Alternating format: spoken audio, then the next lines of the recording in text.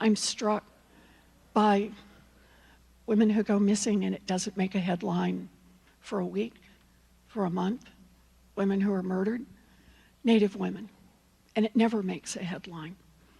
A problem that is not seen is a problem that is not fixed. At the Native American Presidential Forum in Iowa, presidential candidates and Native American tribal leaders are taking advantage of the 2020 election to highlight the cases of missing and murdered Indigenous women and girls.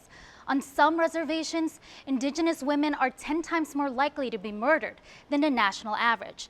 The situation is so bad, the Indian Urban Health Institute refers to it as an epidemic. What makes things complicated is that each tribe has its own sovereign government, separate from state and federal governments. Tribes don't have the authority to prosecute sexual assault crimes committed by non-native perpetrators on tribal lands. Feds do, but they might not always prosecute or even investigate.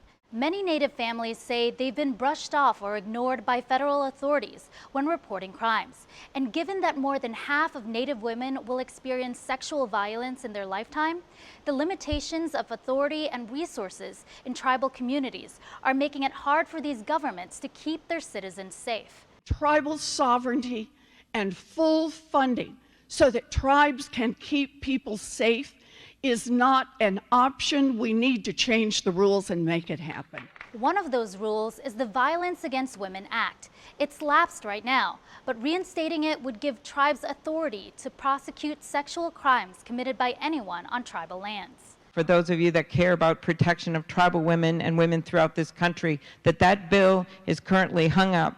The House passed that bill, hung up on Mitch McConnell's doorstep. Another key issue is the lack of national data on missing and murdered Native women. Savannah's Act, a bill that currently is on hold in Congress, would allow for data collection and create specific guidelines for state, federal, and tribal enforcement. Oil pipeline projects can also have an impact. Particularly in those states like North Dakota that have man camps and areas that, there's where the crime rate has escalated and murdered, missing Indigenous women have increased. So I want them to be aware of it, and then I want them to do something when they get president. In North Dakota, tribal police reported this influx of workers corresponded with a rise of sexual assault cases and human trafficking, among other crimes. We are forced to prepare for the onslaught and destructive force from thousands of men. In a word that is very misogynistic in nature, it's called man camps. 11 Democratic presidential candidates heard and responded to key Native issues. For the first time, prominent presidential candidates are courting the Native American vote in a forum. While they make up about 2% of the U.S. population, their vote could be a factor in 6 key battleground states. O.J. Siemens Sr. is the lead organizer of the forum. What we're looking at the candidates to take away from this is that when they talk about a murdered Indigenous woman, it's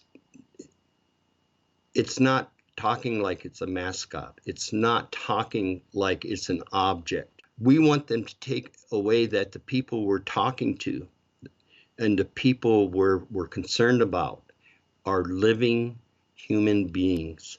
And although they are Native Americans, they are citizens of this country.